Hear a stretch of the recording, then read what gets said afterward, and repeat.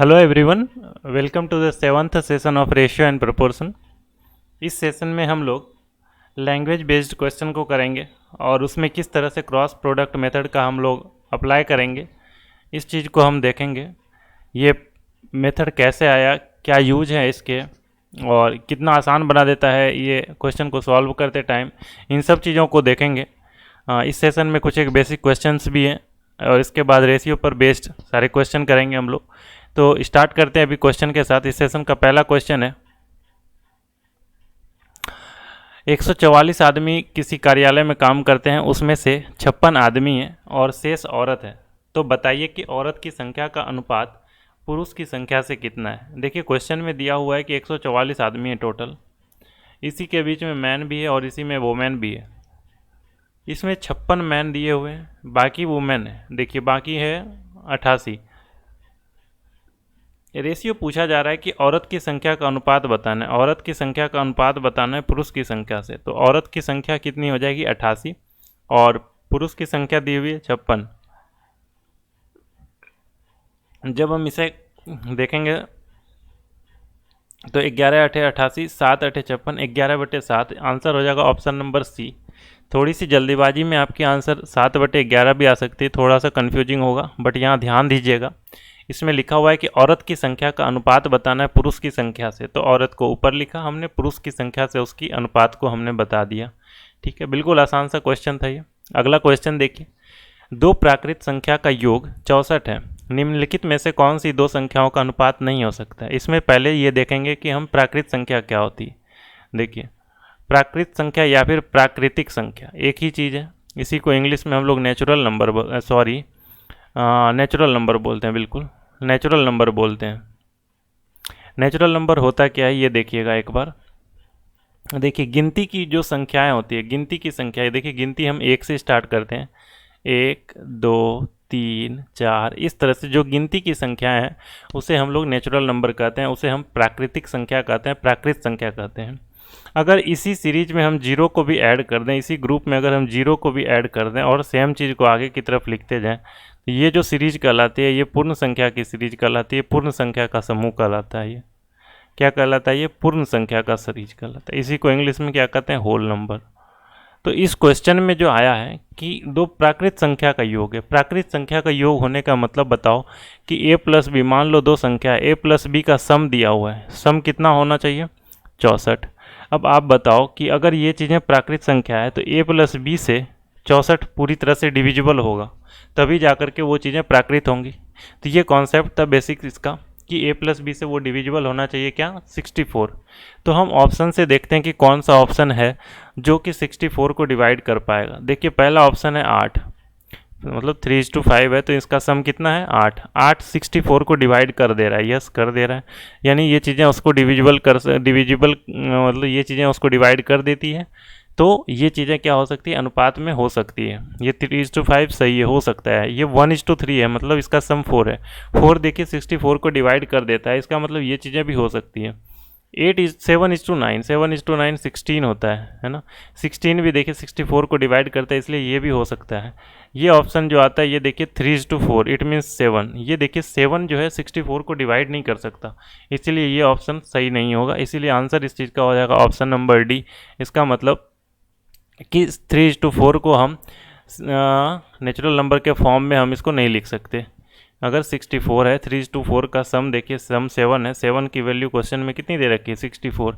अगर इसमें से 3 और 4 की वैल्यू निकालनी पड़ी तो 3 की वैल्यू कितनी हो जाएगी आप बताओ? 64 थी, 192 और 192/7। तो ये चीज़ें नेचुरल नंबर के फॉर्म में नहीं लिख पाएंगे, बाकी कोई भी संख्या को लिख पाएंगे। आप बताओ 4 की वैल्यू 64 दे रखी है, 1 की वैल्यू यहाँ से हमें 16 पता चली, तो पहले 1 की वैल्यू 16 हो जाएगी और 3 की वैल्यू 48 हो जाएगी। इस तरह से इसको तो हम लिख सकते हैं, बट इस फॉर्मेट में नहीं लिख सकते इसको, डी नंबर को। इसीलिए ऑप्शन नंबर डी हो जाएगा इस क्वेश्चन का सही आंसर। ठीक है, इजी सा क्वेश्चन था। अगला क्वेश्चन देखिए, दो संख्याओं का अनुपात देखिए 4:3 दिया हुआ है। इस चीज़ का सॉल्यूशन देखेंगे आराम से। देखिए दो संख्या ए है और बी है, अनुपात दे रखा है 4 और 3। क्वेश्चन में बोला गया यदि प्रथम संख्या का 10%, देखिए पहली संख्या है इसका 10%, इसको ऐसे बोलेंगे 4 का 10%।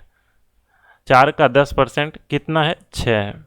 देखिए 4 का 10% 6, 4 का 10% कितना होता है 0.4, 0.4 की वैल्यू दे रखी है 6 और क्वेश्चन में हमसे पूछा गया है और दूसरी संख्या का, तो पहले ये निकाल लेते हैं पहली संख्या होगी कितनी। 4 की वैल्यू निकाल लीजिए, यहाँ से देखिए पॉइंट को हटाएंगे यानी कि 10 से मल्टीप्लाई इस साइड किया तो 10 से इस साइड भी मल्टीप्लाई कर दीजिए, इसका मतलब इस 4 की वैल्यू 60 आ गई।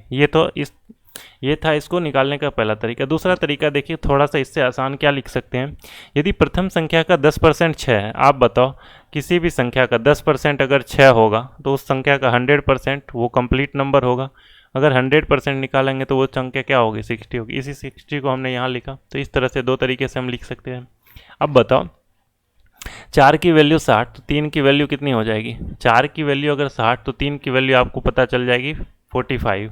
अब क्वेश्चन में आगे लिखा हुआ है तो दूसरी संख्या का 20%, तो दूसरी संख्या बता दो आप 45 है, 45 का 20% ये भी लिख लिया हमने, बराबर प्रथम संख्या के 5% का कितना गुना है। प्रथम संख्या है 60, इसका 5% और गुना x मान लो कि इतना गुना है। आप बताओ 5 से इसको कटाओगे तो ये कटेगा 4 बार में, 4 से इसको कटाओगे तो ये कटेगा 15 बार में, और 15 से 45 कट गया 3 बार में। यहाँ से पता चल गया x इज इक्वल टू 3। इसका मतलब हमें ये पता चला कि 3 गुना है कौन, सेकेंड नंबर पहले नंबर का 3 गुना है। जो सॉल्व करने के लिए जो चीज़ें हमें दी गई है, अगर इस चीज़ से हम इसको सॉल्व किया। अब देखिए इस क्वेश्चन को जब हमने सॉल्व किया तो ये बिल्कुल बेसिक सा अप्रोच था इस क्वेश्चन को सॉल्व करने का। जो चीज़ें दे रखी थी उसके बेस पर हमने सॉल्व कर दिया एग्जैक्ट वैल्यू निकाल करके। बट क्वेश्चन में एक बार देखिएगा कि कहीं एग्जैक्ट वैल्यू हमसे पूछा ही नहीं गया था, हमें सिर्फ उसका पूछा गया था कि कितना गुना है, और सब चीज़ में परसेंटेज वगैरह दे करके रखा। एग्जैक्ट वैल्यू निकालने की इस चीज़ से हमें क्या पता चलता है कि हमें एग्जैक्ट वैल्यू निकालने की कोई आवश्यकता ही नहीं थी। ये जो वैल्यू हमने निकाली इस वैल्यू को निकालने की कोई आवश्यकता नहीं थी, ये चीज़ें करने की हमें कोई आवश्यकता नहीं थी। तो इस क्वेश्चन को अगर हमें डायरेक्ट करना होता तो सिर्फ और सिर्फ हमें रेशियो के फॉर्म से ही हम इस क्वेश्चन को सॉल्व कर सकते थे। कैसे, आप ये देखो A/B दिया हुआ है हमें 4:3, यही चीज़ें दे रखी है। अब बताओ यही ऑपरेशन जो ऑपरेशन दिया हुआ है इसमें ये ऑपरेशन हम डायरेक्ट रेशियो के साथ करके दिखाते हैं कि दूसरी संख्या का 20% यानी 3 का जो 20% होगा, 20% को यूँ लिख देता हूँ, प्रथम संख्या के 5% का कितना गुना है। तो ये देखो 100 कट गया, 5 चौके 20 ये कट गया। ये रेशियो जो आया A/B का आपको दिख रहा है कि 1:3 है, और पूछा जा रहा है दूसरी संख्या पहली संख्या की कितनी गुनी है। तो आप बता पाओगे कि अगर पहली संख्या 1 है और दूसरी संख्या 3 है तो 1 से 3 गुना है, तो आंसर हो जाएगा ऑप्शन नंबर बी।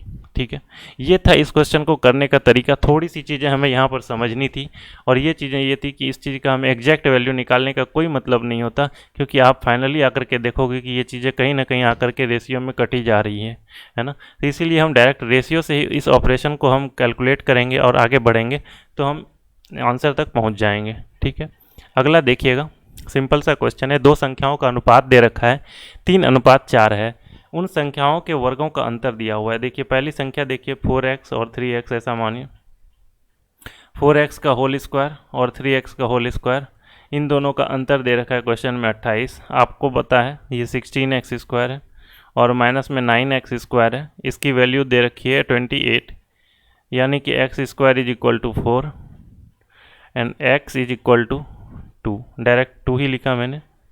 अब बताइए क्वेश्चन में पूछा जा रहा है कि बड़ी संख्या ज्ञात कीजिए। देखिए बड़ी संख्या 4x और 3x में 4x है, इसका मतलब बड़ी संख्या 8 हो जाएगा। इस क्वेश्चन का सही आंसर 8 हो जाएगा, ऑप्शन नंबर बी। अभी देखिए इस चीज़ में एक चीज़ आपको बताता हूँ, अगर यहाँ पर मैंने x लेकर के नहीं बनाया होता तो क्या गलती होने के चांसेस होते हैं, इस चीज़ को ध्यान दीजिएगा। देखिए हम संख्या लिखते 4 और 3 और दोनों के स्क्वायर का अंतर, 4 स्क्वायर माइनस 3 स्क्वायर, ये कितनी हो जाएगी 7। 7 की वैल्यू आपको पता है कि 28, और आप यहाँ से करते कि 1 की वैल्यू दे रखी है 4, और आप वैल्यू पुट क्या करते 4 की वैल्यू आप बता देते 16, जो कि पूरी तरह से गलत हो जाती है। क्यों गलत होती, एक चीज़ ये देखिएगा, ये जो 4 स्क्वायर आपने किया, ये 4 कोई नंबर नहीं है, इसके साथ एक कोई वेरिएबल जुड़ी हुई है, ये कोई नंबर नहीं है। ये चीज़ें आपने जो 4 का स्क्वायर लिखा था, ये 4 का स्क्वायर सिर्फ आपने रेशियो का स्क्वायर कर दिया, लेकिन क्वेश्चन में दे रखा है कि 2 नंबर का रेशियो दिया हुआ है। तो नंबर बनाने के लिए यहाँ पर पहले 4 के साथ किसी ना किसी चीज़ को हमने रखा था, किसी न किसी वेरिएबल को रखा, तो जो चीज़ें ऊपर में आपने देखी, तो यहाँ पर जो वैल्यू आई ये 7x² की वैल्यू आई, यानी कि 7 इंटू जो भी इसके साथ वेरिएबल रखा उसके स्क्वायर की वैल्यू आई थी। यह सिर्फ एक की वैल्यू नहीं, एक के साथ अगर कोई भी वेरिएबल हमने रखा तो उसके स्क्वायर पार्ट की वैल्यू है। अगर यहाँ से फिर सिर्फ एक x की मान निकालेंगे तो इसका अंडर रूट निकालना पड़ेगा, इट मीन्स ये 2 आएगा यहाँ पर। अगर ऐसे केस में, किसी केस में यहाँ पर अगर घन दिया हुआ रहता, यानी कि ऊपर में अगर क्यूब दिया हुआ रहता, तो इस केस में अगर मान लीजिए यहाँ पर ऐसा आता है x³ = 8 आता, तो हमें यहाँ पर ये चीज़ें हिडन होती और ये पता चलती हमें कि यहाँ से x की वैल्यू अगर निकालनी है तो 2 निकाल करके हम इसको सॉल्व करते। ये थे इस क्वेश्चन को अगर हम बेसिक से सॉल्व करेंगे तो आसानी से सॉल्व कर पाएंगे, लेकिन अगर हम डायरेक्ट रेशियो पर लेकर के जाएंगे, रेशियो से सॉल्व करेंगे तो थोड़ी सी हमें सावधानी बरतनी पड़ेगी, नहीं तो हम इस क्वेश्चन के आंसर को गलत कर पाएंगे। ठीक, तो थोड़ा सा ध्यान देने वाला चीज़ है। बाकी आगे आने वाले टाइम में मैं सिर्फ रेशियो से ही बताऊंगा। ठीक, इस क्वेश्चन को देखिए, x और y ऐसी दो संख्याएं जिनका माध्य अनुपात 16 है तथा तृतीय अनुपात 128 है। ठीक, इस टाइप के क्वेश्चन को हमने जब हम प्रोपोर्शन पढ़ रहे थे तब भी हमने किया था।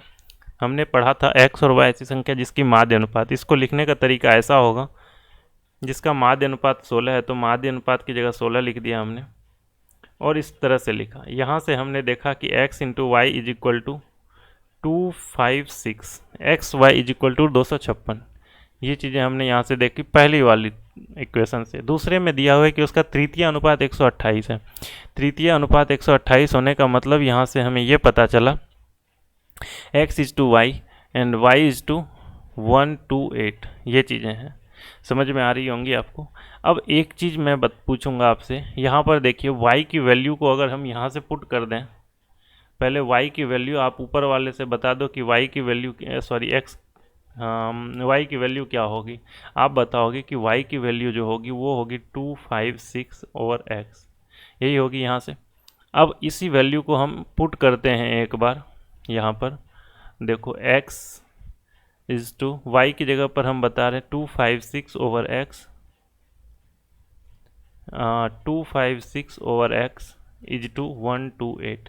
आपने पता है होगा कि ये एक्सट्रीम पार्ट कहलाती है और ये बीच वाली चीज़ें जो होती है ये मीन्स पार्ट कहलाती है। जैसा कि ऊपर में भी देखा था आपने, x × y किया और 16 × 16 किया, तो यहाँ पर आप देखोगे कि इन दोनों को जब हम मल्टीप्लाई करते हैं तो 128x = होता है 256 × 256 और इंटू में x²। यहाँ से आपने देखा कि x³ = 256 को इससे कटाएंगे तो 2 बार में कट जाएगा और ये 512 हो जाएगा। यहाँ से आप देखेंगे कि x = 8 हो गया। अब आप देखोगे कि x की वैल्यू को हम 8 पुट कर सकते हैं, कहाँ पर, तो ऊपर में कहीं देखो, यहाँ पर x की जगह पर अगर हमने 8 पुट किया तो 8 = 16 हो जाएगा। एंड प्रोपोर्शन में देखो 16 = y है, y की जगह पर क्या होगा ये चीज़ें देखो।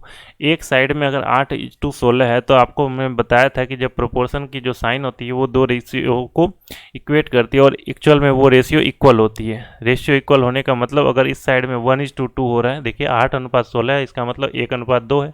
1:2 है तो इस साइड भी 1:2 ही होना चाहिए।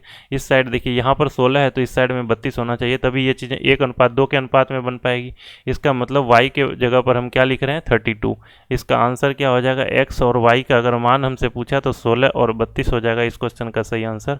और x की जगह पर 8 है, x की जगह पर 8 है तो ये 8 हो जाएगा और 32 हो जाएगा इस क्वेश्चन का सही आंसर। तो 8 और 32 हो रहा है इस क्वेश्चन का सही आंसर, तो ऑप्शन नंबर हो जा रहा है सी। देखिए ये तो था इस क्वेश्चन को करने का बिल्कुल डिटेल सा अप्रोच जो बेसिक बच्चे करते सॉल्व। इस क्वेश्चन को अगर हमें एग्ज़ाम में अटैम्प्ट करना है तो एग्ज़ाम में हम इस क्वेश्चन को सॉल्व करेंगे किस तरह से, ये देखना है हमें। तो आपको पहले तो पता है कि x = y, देखिए x = y एंड y = 128, ये चीज़ें आपको पता है। अब इसमें से ऑप्शन से वैल्यू अगर पुट करना हम चाहें, x और y की हमसे वैल्यू पूछी जा रही है, x और y की वैल्यू को हम यहाँ से पुट करना अगर चाहें, x की जगह आप 8 पुट कीजिए, 8:16, और यहाँ पर देखिए आप 16:128। यहाँ से आप पाएंगे कि ये 1:2 है और इस साइड में 1:8 है, जबकि समानुपात का प्रॉपर्टी क्या कहता है कि जो अनुपात पहले साइड हो वही अनुपात दूसरे साइड होना चाहिए। तो ये ऑप्शन क्या हो गया, गलत हो गया। दूसरा ऑप्शन आप देखिएगा 16:32 अगर आप पुट करेंगे तो इस तरह से यहाँ पर भी पाएंगे कि 32:128 जो है ये 1:4 बना रहा है, जबकि इस साइड 1:2 बना रहा है, ये ऑप्शन भी गलत हो जाएगा। तीसरे तरीक़े से अगर हम 8 और 32 को पुट करते हैं तो 8:32 और 32:1:8, यहाँ पर आप पाएंगे कि इस साइड 1:4 हो रहा है, तो अगले साइड भी 1:4 ही हो रहा है, ये ऑप्शन सही है। ठीक है, ऑप्शन नंबर सी, यहाँ से भी आपको पता चल गया आंसर। ये था इस क्वेश्चन को करने का दूसरा तरीका। आपने दो तरीके देखे इस क्वेश्चन को सॉल्व करने के। एक और तरीका बताता हूँ इस क्वेश्चन को अगर हम और किस तरीके से सॉल्व कर सकते हैं। देखिएगा, बड़ा ही आसान सा तरीका है वो, बस थोड़ा सा ध्यान रखिएगा कि करना क्या है हमें। हम इस इक्वेशन को यहाँ पर उठा करके लेकर के आ रहे हैं कि XY = 256 होने चाहिए। ये चीज़ें आप ध्यान रखो कि XY = 256 दिखना चाहिए। अब बताओ x और y की वैल्यू हमसे पूछी जा रही, तो इन दोनों का मल्टीप्लिकेशन किसके बराबर होना चाहिए? 256 के बराबर होना चाहिए। तो 16 × 8 256 हो ही नहीं रहा है, 16 × 32 नहीं हो रहा है, 24 × 6 नहीं हो रहा है, ऑप्शन नंबर सिर्फ सी ही हो रहा है। तो सी ही हो रहा है तो सी ही हो जाएगा यहाँ पर आंसर। ऐसा ज़रूरी नहीं कि हर एक x × y 256 जो पूरा कर दे वो आंसर हो जाएगा, बट इस ऑप्शन में से, इन चार ऑप्शन में से सिर्फ और सिर्फ ऐसा एक ही ऑप्शन है जो 8:32 पूरा कर रहा है, इसीलिए यहाँ पर आंसर क्या हो जाएगा? Option number 3। इस क्वेश्चन को करने का ये तीसरा तरीका था। इस तरह से आप इस क्वेश्चन को अटैम्प्ट कर पाएंगे एग्जाम में। ठीक, अगला क्वेश्चन देखिएगा। ए और बी के पास 2:1 के अनुपात में राशि है। देखिए ए और बी है, 2:1 के अनुपात में इसके पास पैसे हैं। ए बी को 2 रुपया देता है। देखिए ए पैसा देता है बी को, और इसके बाद इसके राशि का अनुपात 1:1 हो जाता है।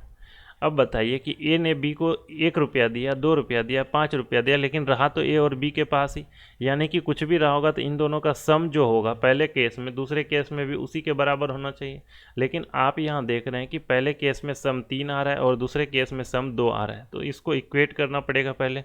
तो हमने इसको इक्वल बनाया। इक्वल बनाने के लिए पहले वाले पार्ट को हमने 2 से मल्टीप्लाई किया। अब अगर आप पहले वाले पार्ट को 2 से मल्टीप्लाई कर रहेंगे तो 2 दूनी 4 और 2 एका 2, और दूसरे वाले पार्ट को आप 3 से मल्टीप्लाई कर रहे हैं तो 3:3 हो रहा है। अब देखो पहले पार्ट में, यानी कि हमें क्या पता चला कि पहले ए के पास 4 रुपया था और पहले बी के पास 2 रुपया था। फिर क्या हुआ कि ए ने 2 रुपया दे दिया किसको? बी को। उसके बाद राशि 3:3 हो गई। अब बताओ पहले ए के पास 4 रुपया थी, कितने रुपये दिए होंगे उसने, जो कि कितने रुपये उसने बी को दिए होंगे, जो कि उसके पास सिर्फ अब 3 रुपया बचा। तो आप बताओगे कि उसने 1 रुपया दिया होगा। अब बताओ एक और तरीके से इसको हम चेक कर सकते हैं। बी के पास पहले 2 रुपये थे, इसको कितने रुपये मिले होंगे जो कि अब इसके पास 3 रुपये हो गए? तो आप कहोगे कि 1 रुपया मिला होगा। तो यही 1 रुपया कौन दिया था इसको? तो आप कहोगे कि ए ने दिया था। ए ने कितने रुपये दिए थे रियल में? 2 रुपये। जिस चीज़ को रेशियो के फॉर्म में लिखा है 1 की वैल्यू 2। क्वेश्चन में पूछा जा रहा है कि उसके पास क्रम से कितनी राशि थी। आप कहोगे जब 1 की वैल्यू 2 है तो 2 की वैल्यू 4 होगी और 4 की वैल्यू 8 होगी। इसका आंसर क्या हो जाएगा? 8 रुपया और 4 रुपया, ऑप्शन नंबर सी। बिल्कुल बेसिक चीज़ थी, आपको समझ में आई होगी। एक डाउट आया होगा आपके मन में, आप में से बहुत सारे लोगों ने यहाँ पर वैल्यू पुट की होगी कि 1 का वैल्यू 2 हो गया तो 2 की वैल्यू 4 और 1 की वैल्यू 2, तो आपके हिसाब से आंसर 4 और 2 होना चाहिए। आप में से बहुत सारे ने ये भी सोचा होगा कि यहाँ पर क्यों नहीं पुट किया। तो देखिए, जब हमने ए और बी को इक्वेट कर दिया तो ए और बी की जो अब रेशियो समझ में आएगी हमें, 4 और 2 आएगी और नीचे में 3 और 3 आएगी। क्योंकि अब कंपैरिजन सिर्फ और सिर्फ यहाँ से कर रहे हैं, तो अब जो वैल्यू पुटिंग होगी सिर्फ और सिर्फ ऊपर वाले में, और ये जो नीचे वाले में होगी इसमें होगी। बाकी ये सारी चीज़ें, अब इन सब चीज़ों का यूज ख़त्म हो चुका है वहाँ पर, तो हमने वैल्यू सिर्फ और सिर्फ ऊपर वाले में पुट करनी थी। बिल्कुल समझ में आ गई होगी अब देखिए, इस क्वेश्चन को अगर हमें एग्ज़ाम में अप्रोच करना होगा तो एग्ज़ाम में हम कैसे अप्रोच करेंगे? एग्ज़ाम के लिए हम ये प्रोसेस को भी नहीं फॉलो करेंगे। अभी किसको करेंगे ये देखो, आपको पता है कि ए और बी के पास 2:1 में पैसे थे, यानी आंसर जो भी होंगे वो 2:1 के रूप में ही होंगे। और देखेंगे आप कि ऑप्शन सारे के सारे 2:1 के ही फॉर्म में हैं, यानी 12:6, यानी कि 2:1 के फॉर्म में सारे हैं। लेकिन एक चीज़ और दिया हुआ है कि अगर ए 2 रुपया दे देता है बी को, तब दोनों के पास पैसे बराबर हो जाएंगे। 1:1 में होने का मतलब दोनों के पास पैसे क्या हैं? बराबर मात्रा में। अब देखिए इसमें क्या कर रहा है कि ए बी को 2 रुपया देता है। अब आप बताओ कि ए के पास 12 रुपया है, 2 रुपया दे दिया इसने बी को, इसने 2 रुपया बी को दिया तो ए के पास कितने बचे 10, इसके पास कितने हो जाएंगे 8। क्या बराबर दिख रहा है क्या? नहीं। अगर ए के पास 16 रुपये थे, 2 रुपया दे दिए तो इसके पास 14 और 10 बचे। इसके पास आप बताओगे कि 4 और 5 बचे, तो इकलौता ऑप्शन यही बचा। तो एक बार इसको चेक फिर भी कर लेते हैं। तो इसके पास 6 हुए और इसके पास 2 रुपये आ गए तो 6। तो ऑप्शन नंबर सी हो जाएगा आंसर। ये था एग्जाम में अप्रोच किया जाने वाला तरीका। बाकी ये तरीका तो सबको आता है। ठीक, अगला क्वेश्चन देखिएगा। एक संख्या को दूसरी संख्या से भाग देने पर विभाजन 3/5 आता है। देखिए मान लीजिए पहली संख्या ए है, दूसरी संख्या बी है। ए को बी से भाग दे रहे हैं तो आ रहा है कितना 3/5। अब क्वेश्चन में बोला जा रहा है इन संख्याओं का अंतर 28 है। संख्या का अंतर हम डायरेक्ट लिख देते हैं आपके सामने। 2 की वैल्यू दे रखी है क्वेश्चन में 28, हमें पता चल गया 1 की वैल्यू 14। अब 1 की वैल्यू 14 अगर पूछी जाती छोटी संख्या तो हम बताते 14 तिया 42। बड़ी संख्या पूछी जाती 14 पंचे 70। दोनों संख्याओं का सम पूछा जाता हम बताते 14 8 112। अगर दोनों संख्या के स्क्वायर के बीच का अंतर पूछा जाता हम बताते 25 - 9 और गुना 14 का स्क्वायर, यानी कि 16 गुना 14 और गुना 14। अब आप में से बहुतों के मन में ऐसा आ रहा होगा कि यहाँ 14 गुना 14 क्यों कर दी, जबकि सिर्फ 14 लिखना चाहिए था। क्योंकि सब में देखो आपने सब में 14 से गुना किया, यहाँ पर 14 के स्क्वायर से क्यों गुना किया। तो इसी कॉन्सेप्ट को मैंने एक बार पहले भी बताया था कि यहाँ पर संख्या का स्क्वायर, ये जो रेशियो के फॉर्म में है 3:5, ये संख्या नहीं है। संख्या अगर बनाना पड़ेगा तो अब ये संख्या बन जाएगी। ठीक है, अब आप बताओ 5x का स्क्वायर - 3x का स्क्वायर, ये चीज़ें जो होंगी वो चीज़ें क्या होंगी? 5x का होल स्क्वायर और 3x का होल स्क्वायर, ये चीज़ें बनेंगी। तो आप बताओगे 25x स्क्वायर और माइनस में 9x square, it means 16x square. और x की वैल्यू आप बताओ कि आपने निकाली थी 14, तो आप अब गुना करोगे कि नहीं 14 को 2 बार। इसी चीज़ को मैंने डायरेक्ट यहाँ पर लिखा था। इन चीज़ों को इम्प्लीमेंट करने की कोशिश करो, आप धीरे धीरे आप तेज हो जाओगे इस मामले में। ठीक, ऑप्शन नंबर सी हो जाएगा इसका आंसर। अगला क्वेश्चन देखो, 3 संख्याओं का अनुपात दिया हुआ है 3:4:5। मान लो 3 संख्या ए बी और सी। ऑप्शन से भी बनाने की कोशिश करेंगे। 3:4:5, सबसे बड़ी और सबसे छोटी संख्या का योग। देखो सबसे बड़ी और सबसे छोटी का योग 8, दूसरी संख्या और 52 के योग के बराबर है। दूसरी संख्या और 52 के योग के बराबर हो रहा है। अब यहाँ से 4 के बराबर में लिखा हमने 52 और यहाँ से 1 की वैल्यू निकल करके आ गई 13। क्वेश्चन में पूछा जा रहा है कि सबसे छोटी संख्या, तो दिख रही है हमें सबसे छोटी संख्या 3, तो 3 को 13 से गुना कर दो, आंसर हो गया 39, ऑप्शन नंबर सी। अब आपको लगता होगा कि यहाँ पर 8 और 8 के जगह पर 8 की बराबर में हम यहाँ 56 क्यों नहीं किए, है ना। तो सेम तरीका है, आपको मैंने बताया कि ये संख्या रेशियो के फॉर्म में ये चीज़ें अब नंबर बनी। अब नंबर बनी तो आप बताओ ये 8x है और ये 4x है। 4x + 52 को 56 आप लिख सकते हो क्या? नहीं लिख सकते। तो अब इस चीज़ को हमने सॉल्व किया। ये चीज़ें आप जब ज़्यादा से ज़्यादा प्रैक्टिस करोगे तो ये चीज़ें आराम से आ जाएंगी। थोड़ा सा इसके तरफ प्रैक्टिस करो आप। देखो ये क्वेश्चन देखो, 2 राशि है, 2 राशियों का योग, 2 राशियों का योग दिया है, उसके अंतर का 3 गुना है। मान लो 2 राशि है x और y, तो देखो x + y हो गया इसका योग और उसकी अंतर x - y हो गया उसका अंतर। अंतर का 3 गुना है। अंतर का 3 गुना मतलब देखो अंतर को हमने 1 माना तो उसका योग को 3 लिख दिया, यानी अंतर का 3 गुना क्या है? उसका योग। अब यहाँ से अगर हमें पूछा जा रहा है कि आप x/y बता दो, तो हम सिंपल सा इसको लिख सकते हैं 2/1, आंसर हो जाएगा ऑप्शन नंबर सी। आपको लगा होगा कितनी जल्दी कैसे। तो देखो जब हम कंपोनेंडो एंड डिविडेंडो पढ़ रहे थे तो आपको मैंने बताया था इफ़ a/b = c/d, हम इसको लिख सकते हैं कि a + b upon a - b, हम इसको लिख सकते हैं a + b upon a - b, और ये चीज़ें इक्वल होंगी c + d और ओवर c - d के। ये चीज़ें मैंने बताई थी, याद होगी। इसमें देखिए मैंने ये भी बताया था कि जो चीज़ें इसके न्यूमरेटर में है इसी चीज़ों को हम इसके बटे में लिख देते हैं। जैसे यहाँ पर a और b है, बीच में प्लस का साइन है तो a/b लिख देंगे, और जो क्रिया इस साइड मैंने की बराबर के वही क्रिया दूसरे साइड भी कर देंगे। अगर c + d है तो c/d लिख सकते हैं। ये चीज़ें वाइस वर्सा भी सही है। इसी चीज़ को मैंने डायरेक्टली ऐसा लिखा x बाय वाई। अब देखिए एक साइड में सी एन डी अप्लाई किया, यहाँ पर हमने सी एन डी का यूज किया, कंपोनेंडो एंड डिविडेंडो का यूज किया। अब एक साइड में अगर हमने सी एन डी लगाया तो दूसरे साइड में भी सी एन डी लगाना पड़ेगा। दूसरे साइड हमने कैसे लगाया, 3+1 और 3-1। इस तरह से आपने देखा 4/2 और इसी को हमने यहाँ पर डायरेक्ट 2/1 लिख दिया। ये चीज़ें समझ में आ गई होंगी। कंपोनेंडो एंड डिविडेंडो के बारे में हमने डिटेल से डिस्कस की थी, है ना। आप आगे देखिए अगला क्वेश्चन। किसी कक्षा में छात्रों की संख्या 100 से छोटी कोई अभाज्य संख्या है, निम्नलिखित में से कौन सा अनुपात लड़का और लड़कियों का अनुपात नहीं हो सकता। आप बताओ अभाज्य संख्या किसे कहते हैं। अभाज्य संख्या को इंग्लिश में प्राइम नंबर कहते हैं, हिंदी में इसको अभाज्य संख्या कहते हैं। अभाज्य संख्या किसे कहते हैं, तो आप में से सबको पता होगा कि अभाज्य संख्या ऐसे संख्या को कहते हैं जिसके सिर्फ और सिर्फ 2 फैक्टर हों।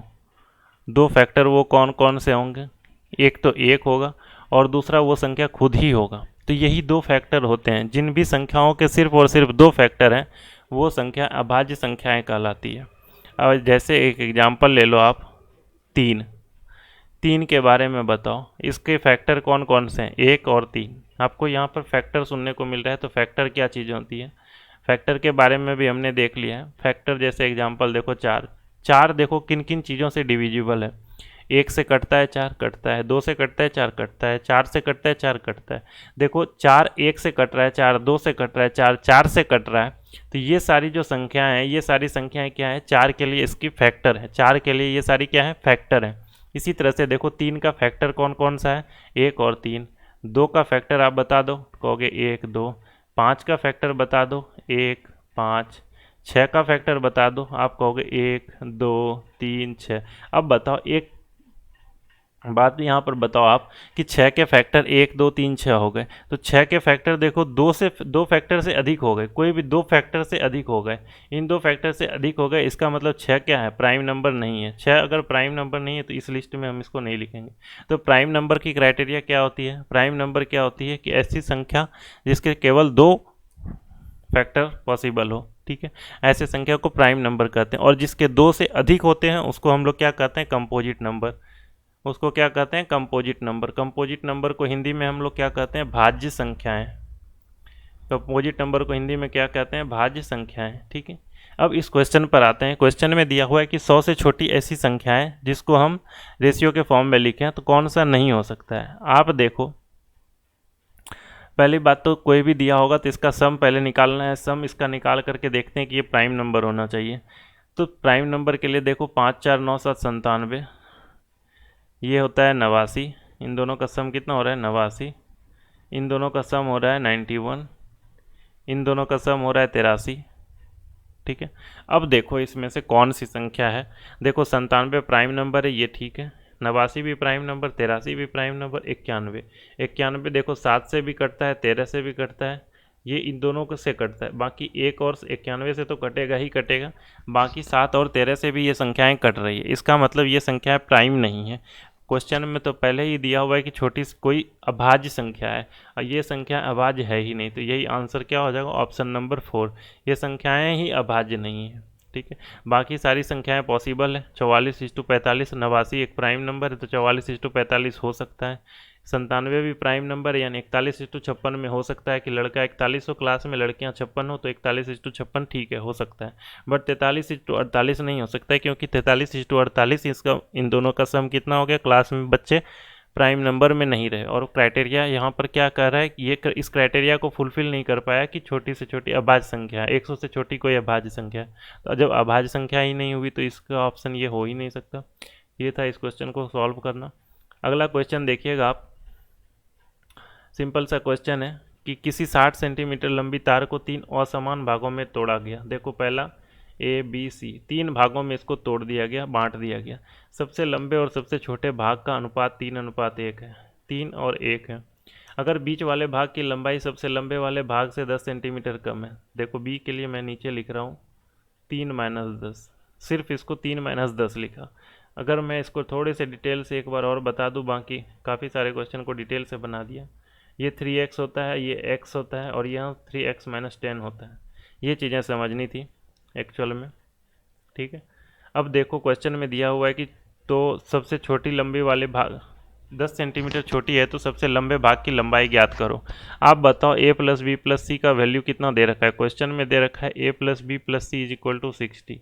देखो स्टार्टिंग में ही दे रखा है कि 60 सेंटीमीटर लंबी तार को 3 असमान भागों में बांटा जाता है। अब a की वैल्यू आप बताओगे 3x, b की वैल्यू बताओगे 3x माइनस 10, -10 इस साइड में, इसको इस साइड ले आओ बराबर के, तो ये 70। सी की वैल्यू बताओगे आप x, यहाँ से आप x की वैल्यू बताओगे कितनी 10। क्वेश्चन में पूछी जा रही सबसे लंबी भाग क्या है 3x, 3x की जगह पर आप क्या बताओगे 30 सेंटीमीटर। ऑप्शन नंबर सी हो जाएगा इस क्वेश्चन का आंसर। अगला देखना, the ratio between two numbers is 3:4। देखो यहाँ पर अब ये रेशियो पर बेस्ड क्वेश्चन स्टार्ट हो रहे हैं, जो कम्प्लीटली बेस्ड होंगे रेशियो पर, जो डायरेक्ट रेशियो पर बेस्ड क्वेश्चन होते हैं, ये क्वेश्चन यहाँ से आ रहे हैं। ठीक है, आगे देखते हैं इसको सॉल्व करेंगे कैसे। क्वेश्चन है the ratio between two number is 3:4। देखिए if 8 is added to each number की बात की जा रही है कि नंबर में 8 को जोड़ा जा रहा है। तो पहले मैंने बताया कि इसको नंबर के फॉर्म में लिखने का तरीका होता है 3x और अपॉन में 4x। अब इन दोनों संख्या में 8 जोड़ा गया। देखिए जब 3:4 था तब तक ये नंबर नहीं है, तब तक ये रेशियो के फॉर्म में है। और अब इसको जब हमने x से मल्टीप्लाई कर दिया, अब ये चीज़ें नंबर बन गई। इसमें नंबर में 8 को ऐड किया गया, ऊपर और नीचे दोनों साइड 8 को ऐड किया। अब बोला जा रहा है कि द रेशियो बिकम्स 5:6। अब अनुपात 5:6 बन जाता है। क्वेश्चन में कह रहा है कि फाइंड आउट द नंबर, तो 3x और 4x की वैल्यू निकाल लेनी है हमें। यहाँ से जब हम इसे सॉल्व करते हैं तो आप लिखेंगे, देखो 5 चौके 20x और माइनस में 6 तिया 18x। इसके बाद आप लिखोगे 6 8 48 और माइनस में लिखोगे 8 पंचे 40। यहाँ से आप लिखोगे 2x इज इक्वल टू 8 और यहाँ से आप बताओगे हमें कि x इज इक्वल टू 4। जब x इज इक्वल टू 4 आ जाएगी तो आप x की वैल्यू को पुट करोगे 3x और 4x की जगह, तो आंसर क्या आ जाएगा आप बताओगे 3 चौके 12, 4 चौके 16, 12 और 16 आंसर आ जाएगा ऑप्शन नंबर ए। इस क्वेश्चन को करने का ये बेसिक सा अप्रोच था, जो चीज़ें आपको पता भी होंगी पहले से। ठीक, इस क्वेश्चन को करने का ये बेसिक सा तरीका जो कि आपको पहले से बिल्कुल पता होनी चाहिए। आसान था ये, आप समझ भी गए होंगे। तो जस्ट ए मिनट, देखिए अब अगला क्वेश्चन, अगला तरीका देखते हैं इस क्वेश्चन को सॉल्व करने का। इसमें और किस तरह से सॉल्व किया जा सकता है ये देखिए। ये दूसरे तरीके से अब देखते हैं कि दूसरे तरीके से कैसे, ये पहला तरीका माना मैंने। दूसरा तरीका देखिए, नंबर दिया हुआ है 3:4 के रेशियो में है। पहला मान लीजिए दो नंबर है, ए है और ये बी है। ये नंबर है जो है 3:4 के रेशियो में है। इसमें कुछ चीज़ें जोड़ी गई। कौन सी नंबर जोड़ी गई तो आप बताएंगे कि 8 को जोड़ा गया। दोनों संख्याओं में क्या जोड़ा गया, 8 को जोड़ा गया। आप देखेंगे इस साइड 8 जोड़ा गया, इस साइड भी 8 जोड़ा गया। दोनों साइड में क्या जोड़ा, 8 जोड़ा। और नंबर अब मेरे पास जो बन करके आया, वो रेशियो जो बन करके है, वो आप बताएंगे 5:6 बन करके आया। मैं इसमें कुछ चीज़ें पूछूंगा, जैसे वो देखो, इसमें जैसे मैंने बोला कि 8 आपने जोड़ा, तो आप ये बताओ कि रेशियो में आपने कितना जोड़ा। आप कहोगे रेशियो में एक साइड में 2 जोड़ा। आपको दूसरे साइड में भी देखकर बतानी है। दूसरे साइड में आप बोलोगे इस साइड भी मैंने 2 जोड़ा। तो आपने देखा कि दोनों साइड आपने 2-2 जोड़ा रेशियो में, दोनों साइड आपने 8-8 जोड़ा नंबर में। ठीक है, दोनों साइड अगर सेम नंबर को आप जोड़ रहे हैं, ध्यान से सुनना आप, दोनों साइड अगर आप सेम नंबर को जोड़ रहे हैं, दोनों साइड अगर आप सेम नंबर को जोड़ रहे हैं, तब ये तरीका सबसे आसान तरीका में से एक होता है। इस चीज़ के लिए हम क्या करते हैं कि रेशियो में जो चीज़ आपने ऐड किया है उसी चीज़ की वैल्यू वो नंबर होती है। 2 की वैल्यू आपने बताई 8, 1 की वैल्यू आपने बता दी 4। जैसे इस 2 की वैल्यू आप रेशियो में 2 जोड़ रहे हैं, उसको रियल में आपने कितना जोड़ा, 8। इसी चीज़ को मैंने यहाँ लिखा, रेशियो में 2 की वैल्यू रियल में 8 है, तो 1 की वैल्यू 4 हो जाएगी। नंबर जो होगी वो 4 तिया 12 और 4 चौके 16। ये दो नंबर्स हो जाएंगे, आंसर हो जाएगा कंप्लीट। आंसर हो जाएगा 12 और 16। इस तरीके से ये क्वेश्चन का सही आंसर हो गया। समझ में आ गई होगी आई होप। इस क्वेश्चन को सॉल्व करने का तीसरा तरीका भी देखेंगे। इस तरीके का नाम होगा क्रॉस प्रोडक्ट मेथड, है ना। इस तरीके का नाम क्या है, क्रॉस प्रोडक्ट मेथड। देखेंगे कि क्या चीज़ें होती है, कहाँ से ये चीज़ें आई, इसका यूज़ देखेंगे कि आगे कहाँ पर होना है। देखिए नंबर दिया हुआ है a is to b। अब करना क्या है कि पहला नंबर दिया है मुझे 3:4। देखिए इसमें जोड़ा गया था, क्या जोड़ा गया था ये देखेंगे, लेकिन जोड़ने के बाद संख्या किस अनुपात में आती है वो आप बता रहे हो कि 5:6 में होती है। अब बताओ पहले संख्या में क्या जोड़ा गया था, 8 जोड़ा गया था। दूसरे संख्या में क्या किया था, इसमें भी बोल रहे हो कि आप 8 जोड़ा गया था, क्योंकि आप बोल रहे हो कि यदि प्रत्येक संख्या में 8 जोड़ा जाए, तो हमने क्या किया, पहले संख्या में भी 8 जोड़ दिया और दूसरे संख्या में भी 8 जोड़ दिया। अब यहाँ के बाद आपको पता है कि आपने क्वेश्चन में मतलब ऊपर भी देख रखा है कि इसका नाम क्या है, क्रॉस प्रोडक्ट मेथड।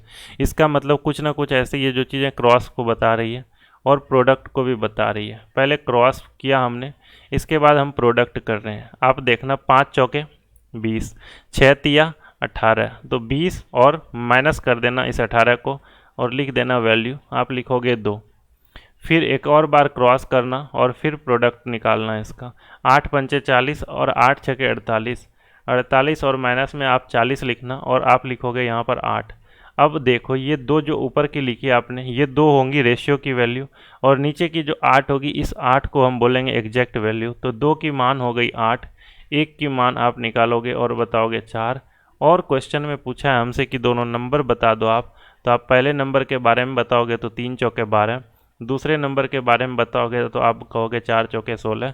आंसर हो जाएगा 12 और 16। इस क्वेश्चन का सही आंसर हो जाएगा ऑप्शन नंबर ए। ठीक, ये था इस क्वेश्चन को करने का तीसरा अप्रोच। इसे हम बोलते हैं क्रॉस प्रोडक्ट मेथड। ध्यान से आपने देखा होगा, बिल्कुल एक बार में समझ में आया होगा कि मैंने क्या क्या किया। एक बार वापस से मैं आपको दिखा दूं कि मैंने क्या क्या किया इस क्वेश्चन को सॉल्व करने के लिए। ठीक, ध्यान से देखना, नंबर दिया हुआ है A:B दिया हुआ था। A:B हमने यहाँ लिखा, 3:4 है दिखा हुआ है, पहले नंबर 3:4 के फॉर्म में था। इस दोनों संख्या में 8-8 को हमने ऐड किया तो नंबर 5:6 के अनुपात में हो गया। हमने क्या किया कि क्रॉस प्रोडक्ट किया। क्रॉस को कैसे प्रोडक्ट किया, क्रॉसली कैसे प्रोडक्ट किया, ये चीज़ें आपको देखनी है। इसमें हमने क्या किया, पहले इन दोनों के बीच का डिफरेंस निकाला प्रोडक्ट करके बाद। प्रोडक्ट निकालने के बाद 6 या 18, 5 चौके 20, इसके बीच का सिर्फ और सिर्फ हमें डिफरेंस निकालना है, सिर्फ डिफरेंस देखना है आपको। तो डिफरेंस आपको दिखा 2, बाकी सेम चीज़ें नीचे के साथ भी आपने की, 6 गुना 8 और 8 गुना 5, तो 48 और 40 का डिफरेंस आपने लिखा 8। 2 की वैल्यू हो गई 8, ये रेशियो का टर्म है, ये एग्जैक्ट वैल्यू। तो 2 की वैल्यू आपने बताई 8, तो 1 की वैल्यू आ गई 4। क्वेश्चन में पूछा गया था कि आप हमें बता दो वैल्यू नंबर्स की, तो नंबर्स की आपने वैल्यू बता दी, 3 चौके 12 और 4 चौके 16। तो ये इस क्वेश्चन को करने का तीसरा तरीका था, आसान सा तरीका। देखिए एक्चुअल में क्रॉस प्रोडक्ट मेथड क्या चीज़ है, ये चीज़ें मैं बताता हूँ अभी। ये सिंपलेस्ट फॉर्म है, ये सिंपलेस्ट फॉर्म है ऑफ बेसिक। ये देखो, ये तरीका आप इसको कहते हो आप बेसिक, और ये कहते हो आप इसको क्रॉस प्रोडक्ट मेथड। ये चीज़ें देखो इसी से ली गई है, इसी से बनाई गई है, इसी को सिंपल वे में लिखा गया है, इसीलिए इसको बोले सिंपलेस्ट फॉर्म ऑफ बेसिक। अब देखो कैसे, आप यहाँ पर देख रहे हो कि 5 की मल्टीप्लाई एक बार 8 के साथ, 5 की मल्टीप्लाई एक बार 4 के साथ। इस 5 को आप पकड़ो, पिंक कलर को देखना, इस 5 को एक बार पकड़ो, देखो 5 की मल्टीप्लिकेशन एक बार 4 के साथ हुई है, एक बार इस 5 की मल्टीप्लिकेशन 8 के साथ हुई है। क्या यहाँ पर सेम चीज़ क्या हुआ है, क्या 5 की मल्टीप्लिकेशन एक बार 8 के साथ, एक बार 5 की मल्टीप्लिकेशन 4 के साथ की थी, क्या की थी ना। अभी अगले को देखो आप, अगले को देखो, यहाँ पर इस 6 को देखो, इस 6 की मल्टीप्लिकेशन एक बार इस 8 के साथ, एक बार इस 3 के साथ। यहाँ पर भी देखोगे कि आप इस 6 की मल्टीप्लिकेशन एक बार 8 के साथ और एक बार 3 के साथ हुई थी। बेसिकली इसी चीज़ को हमने यहाँ पर लिख दिया गुना कर रख के। अब देखोगे आपकी 20x माइनस 18x, तो यहाँ पर भी हमने लिखा 20 माइनस 18। और ये चीज़ों के साथ देखो एक वेरिएबल जुड़ा हुआ, इसीलिए मैंने कहा ये चीज़ें रेशियो के फॉर्म में लिखी हुई। समझ में आई। अब 48 माइनस 40 यहाँ पर भी लिखा आपने, 48 माइनस 40, और ये चीज़ें बताई मैंने एग्जैक्ट वैल्यू। 48 माइनस 40 जो 8 आया, ये चीज़ें देखो एग्जैक्ट वैल्यू को बता रही है। अब देखो 2x इक्वल टू 8 लिखे, इसी 2 के बराबर में, तो इस 8 को लिखा, तो 2 के बराबर हमने 8 लिखा और 1 के बराबर हमने क्या लिखा, 4। अब देखो 1 के बराबर में हमने 4 लिखा, तो अब हमें पूछा जा रहा है नंबर। तो नंबर निकालने के लिए आपने किससे मल्टीप्लाई किया, आप बता दो। x की वैल्यू जब अपने 4 निकाल ली, तो आप वैल्यू को पुट कहाँ करोगे, 3x और 4x में, या फिर 5 और 6 में। आप ये चीज़ें बस हमें बताना, ये बहुत बड़ी कॉन्सेप्ट हो जाएगी यहाँ पर आकर के कि आप इस चीज़ का अब यहाँ पर निकालने के बाद आप इसको पुट कहाँ करोगे। ठीक है। आप बताओ x की वैल्यू आपने निकाली 4 और पुट करोगे आप 3x और 4x की जगह, आप पुट कहाँ करोगे, इस 3 और इस 4 में। आप कभी भी इस वैल्यू को निकालने के बाद, इस वैल्यू को निकालने के बाद आप कभी भी इस लाइन में पुट नहीं कर सकते, आप कभी भी इस लाइन में पुट नहीं कर सकते। समझ रहे हो क्यों नहीं कर सकते? आपको पता है यहाँ पर कि वेरिएबल जो थी इसके साथ जुड़ी हुई है, इसके साथ जुड़ी हुई है। आपने यहाँ पर देखा 3x और 4x, ना कि 5 के साथ। हमने 5 के साथ x को क्यों मल्टीप्लाई करें, क्योंकि ये तो है ही नहीं। ये मल्टीप्लाई होगी 3x के साथ, ये मल्टीप्लाई होगी 4x के साथ। x की वैल्यू जहाँ पर है वहीं पर हम पुट करेंगे, तो x की वैल्यू 3 और 4 के साथ जुड़ी हुई थी, तो इस चीज़ को हम यहाँ पर मल्टीप्लाई करते हैं। कभी भी इसको छोड़ करके किसी और से मल्टीप्लिकेशन नहीं हो सकती इसकी। अगर 5 और 6 के साथ अगर मुझे मल्टीप्लाई करनी होती तो हम इसको इस तरह से लिखते, 5 6 3 4 और नीचे में 8 को माइनस करते इस तरह से। अगर हमें इस तरह से सॉल्व करनी होती तब भले ही हम 5 और 6 में वैल्यू को पुट कर रहे होते, अदरवाइज हम वैल्यू को पुट नहीं कर सकते। तो यानी जो चीज़ें ऊपर में रखी हुई है उसी चीज़ों में वैल्यू पुट हो सकती है, अदरवाइज वो चीज़ें पुट नहीं हो सकती। ये चीज़ें समझ में आ गई होंगी, बिल्कुल बेसिक सी चीज़ें थी। बाकी इन क्वेश्चन को सॉल्व करने के आपको 3 तरीके मैंने बताए, आसान लगे होंगे। थर्ड अप्रोच जो थे क्रॉस प्रोडक्ट मेथड, इसी पर बेस्ड है पूरा सेशन, आज का हाईलाइटेड टॉपिक है। इस क्वेश्चन को सॉल्व करने का एक और तरीका देखेंगे, अमीबा बन गया, अमीबा के अंदर देखेंगे हम कैसे सॉल्व करते हैं। देखिए क्वेश्चन दिया हुआ है the ratio between 2 number is 3:4। ये जो चौथा तरीका है ये बेस्ट अप्रोच होगा क्वेश्चन को सॉल्व करने का। रेशियो के क्वेश्चन तो इससे बेहद ही आसानी से सॉल्व होंगे। 3:4 है और क्वेश्चन में पूछा जा रहा है फाइंड आउट द नंबर, तो नंबर जो पूछा जा रहा है उस नंबर का रेशियो भी क्या होना चाहिए आप बताओ। ये तो आपसे एग्जाम में क्वेश्चन में पहले दे रखा है कि 2 नंबर है, अनुपात 3:4 है। आप उन दोनों नंबर को बता दो। आप जो दोनों नंबर बताओगे उसका अनुपात भी 3:4 ही होना चाहिए ना, वो चीज़ें तो चेंज नहीं होगी। तो आप ऑप्शन में आओ और 3:4 को ढूंढो। देखो 3 5 15, 4 5 20 हो सकती है, 3 में 14 कहाँ, 3 में 10 कहाँ, तो 2 ऑप्शन यहाँ से कैंसिल आउट होते हैं। अब इन दोनों में से ए नंबर और बी नंबर में से कोई भी एक ऑप्शन उठा लो आप, एक ऑप्शन कोई भी। मान लो हमने 15 और 20 उठाया, ये नंबर देखो 15 और 20 है। अब क्वेश्चन में दिया हुआ है कि यदि 8 दोनों नंबर में जोड़ दिया जाए, अब बताओ दोनों नंबर में हमने 8 जोड़ दिया क्वेश्चन के अकॉर्डिंग, तो 15 8 23 और 20 और 8 28। अब इन दोनों का अनुपात क्वेश्चन के हिसाब से क्या होना चाहिए आप बताओ। क्वेश्चन में लिखा हुआ है कि इन दोनों का अनुपात क्वेश्चन के हिसाब से 5:6 होना चाहिए, लेकिन यहाँ पर तो 23:28 आ रहा है। मारो इसको, ये चीज़ें आंसर नहीं होगी, तो बचा जो आंसर वही हो जाएगा, यानी ऑप्शन नंबर ए हो जाएगा इस क्वेश्चन का सही आंसर। इस क्वेश्चन को सॉल्व करने का यह चौथा तरीका था, बेस्ट अप्रोच था, बट ये तब होता जब चीज़ें इस तरह से डिविजिबल ना हो। तो बाकी ये चीज़ें भी रुला सकती है, इसलिए तरीके हमें सारे आने चाहिए, बेसिक तो आने ही चाहिए। बेसिक से ही क्रॉस प्रोडक्ट आया। इन चीज़ों को कहाँ यूज करना है ये भी आगे बताऊंगा, और कहाँ पर सबसे ज़्यादा यूज में यही आएंगी ये भी देखेंगे। बाकी ये अप्रोच भी काफ़ी दमदार है, इसका भी यूज करेंगे हम, देखेंगे कहाँ पर। ठीक है, अगला क्वेश्चन देखते हैं। इसमें the ratio between 2 numbers is 5:9। देखो 2 नंबर मान लो ए और बी है, अनुपात देखो 5:9 है। हर एक क्वेश्चन में कुछ ना कुछ नया सीखने को मिलेगा, ध्यान से देखना। If 5 is subtracted from each number then the ratio becomes 5:11। हमने बताया कि इस साइड में अगर 5 घट रहा हो, इस साइड में भी नंबर 5 घट रहा हो, तो इस क्वेश्चन को सॉल्व करने का ये आसान सा अप्रोच होता है। इसके लिए क्या होना चाहिए, इसके बीच का अंतर और इसके बीच का अंतर ये भी सेम होना चाहिए। तो आप यहाँ पर देख रहे हो कि इन दोनों के बीच का अंतर क्या है, 5 और 5 के बीच का अंतर 0, 9 और 11 के बीच का अंतर 2। ये चीज़ें सही नहीं है, क्योंकि यहाँ पर देखो एक साइड में 5 कम हो रहा है, दूसरे साइड में भी 5 कम हो रहा है, और यहाँ पर 0 कम हो रहा है, यहाँ 2 कम हो रहा है, तो ये चीज़ें सही नहीं है। तो इसके लिए क्या करनी पड़ेगी, हमें इन दोनों के बीच के गैप को हमें भरना पड़ेगा। इन दोनों के बीच के गैप को हमें क्या करना पड़ेगा, इक्वेट करना पड़ेगा, सही करना पड़ेगा। ठीक है, ये चीज़ें आपने समझी होंगी। आगे देखते हैं कि कैसे हम इस चीज़ को फिल करते हैं, किस तरह से हम इसको बनाते हैं।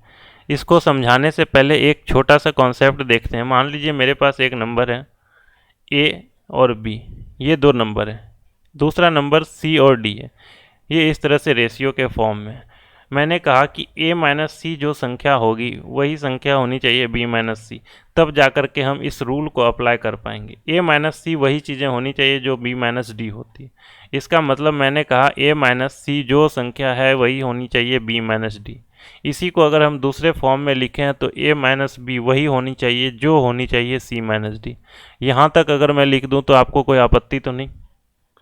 इसी चीज़ को मैंने अगर ये लिख दिया तो आपको कोई आपत्ति नहीं होनी चाहिए। इस चीज़ से हमें क्या पता चला कि ये जो a और b के बीच का डिफरेंस है c और d के बीच के डिफरेंस के बराबर हो जाए तो इन दोनों के बीच का डिफरेंस भी बराबर हो जाएगा। आप कह रहे हो कि a माइनस बी के बीच का डिफरेंस, ऊपर वाले रेशियो के बीच का डिफरेंस नीचे वाले रेशियो के बीच के डिफरेंस के बराबर कर दो, आप आंसर तक हम पहुंच जाएंगे। ये चीज़ें समझ में आ गई क्या? बिल्कुल आसान सा है, कुछ भी टफ नहीं है, बस सिर्फ कॉन्सेप्ट समझना एक बार। लेकिन एक बार जब हम क्वेश्चन में इसको अप्लाई करेंगे तो सबसे आसान लगेगा ये चीज़ें। देखो ऊपर वाले चीज़ का अंतर, ऊपर वाले रेशियो में अंतर देखना, नीचे वाले रेशियो में अंतर देखना, दोनों चीज़ें सेम होनी चाहिए। कॉन्सेप्ट ये है क्यों सेम होनी चाहिए, ये चीज़ें आपको समझ में आ गई। अब एक बार इस दोनों को देखो, 5 और 9 के बीच का अंतर आप बताओगे, आप कहोगे कि ये 4 है। 5 और 9 के बीच का अंतर 4 है, 5 और 11 के बीच का अंतर 6 है। लेकिन यहाँ पर कह रहे हैं कि अंतर समान होना चाहिए। अंतर समान होने के लिए आप बताओ ऊपर वाले को किस चीज़ से मल्टीप्लाई करोगे?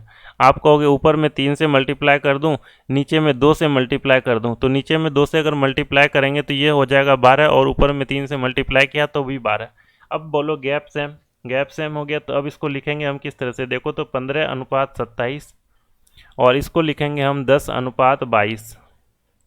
देखो 2 से मल्टीप्लाई किया इन दोनों को तो हम लिखेंगे 10:22 और ऊपर में 3 से मल्टीप्लाई किया तो 3 × 5 = 15, 3 × 9 = 27। अब ये संख्या थी a, ये संख्या थी b। अब बताओ गैप कितना? 5। इस साइड का गैप कितना? 5। एक्चुअल में हम घटा कितने रहे? 5। इस साइड कितने घटा रहे हैं? आप कहोगे 5। देखो तो चीज़ें अब सेटिस्फाई कर रही है क्या? मैंने क्या बोला था कि एग्जैक्ट सेम अमाउंट घटानी है दोनों साइड, रेशियो में भी सेम चीज़ें घटनी चाहिए। अगर ऐसी चीज़ें घट रही हो तो हम क्या करते हैं, डायरेक्ट बोलते हैं कि 5 यूनिट की वैल्यू 5 यूनिट। क्वेश्चन में पूछा जा रहा है कि इन दोनों संख्या को बताओ, तो आंसर हो जाएगा 15 और 27, ऑप्शन नंबर ए। ये चीज़ें समझ में आई क्या? ये बेसिक कॉन्सेप्ट हैं, ये चीज़ें समझनी थी हमें, बेसिक सी चीज़ें हैं, कॉन्सेप्ट्स यही है जो समझ गई। अब देखो इस क्वेश्चन को और किस तरह से कर सकते थे। आपको पता है कि इस क्वेश्चन को करने का तरीका और भी कौन सा है? क्रॉस प्रोडक्ट मेथड से हम बनाएंगे तो और आसानी से सॉल्व होगी, उसमें कोई झंझट नहीं होता। 5:9 है। अब कह रहा है कि दोनों संख्या में 5 को घटा दो, भाई घटा दिया तो अब अनुपात हो जाएगा 5:11। अब बता 5 × 11 = 55, 5 × 9 = 45। आंसर यहाँ पर रेशियो का वैल्यू कितना हो जाएगा? आप बताओगे 10। 11 × 5 = 55, 5 × 5 = 25, 55 और 25 का अंतर कितना? 30। 10 की वैल्यू 30 तो 1 की वैल्यू आप कहोगे 3। 5 की वैल्यू क्वेश्चन में पूछी थी, हम बताएंगे 15। 9 की वैल्यू तो 27। आंसर हो जाएगा 15 और 27। ये थी इस क्वेश्चन को क्रॉस प्रोडक्ट मेथड से करने की तरीके। अब इस क्वेश्चन को सॉल्व करने का ये मैंने बता दिया आपको दूसरा तरीका, बेसिक तरीका नहीं बता रहा, आप खुद बनाना। तीसरी तरीका, अब मैंने कहा question the ratio between two number is 5:9, 5:9, find out the numbers. Number वही ज्ञात करने, तो जो ऑप्शन में 5:9 की संख्या होगी वही हो सकती है आंसर। नहीं है, नहीं है, नहीं है, आंसर हो जाएगा ऑप्शन नंबर ए। इस क्वेश्चन को सॉल्व करने का तीसरा तरीका था ऑप्शन से सॉल्व करना, और ये था इस क्वेश्चन को सॉल्व करने का बेस्ट अप्रोच। बाकी आप समझ रहे होंगे।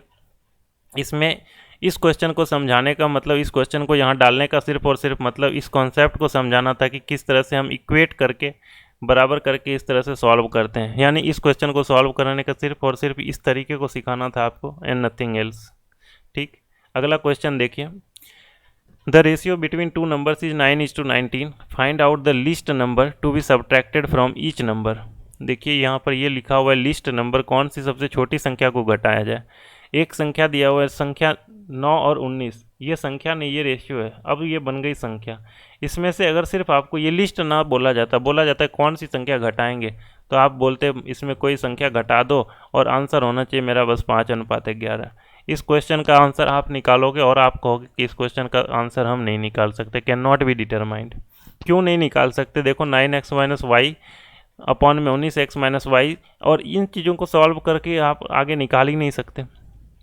तब तक नहीं निकाल सकते जब तक इसमें कोई और इन्फॉर्मेशन ना दे रखी हो। यहाँ पर क्या दे रखी है, कह रही है कि लिस्ट नंबर को निकालो, और भी आगे एक और तरीके से बताऊंगा कि क्यों नहीं निकाल सकते, इसका आंसर क्यों नहीं निकाला जाएगा।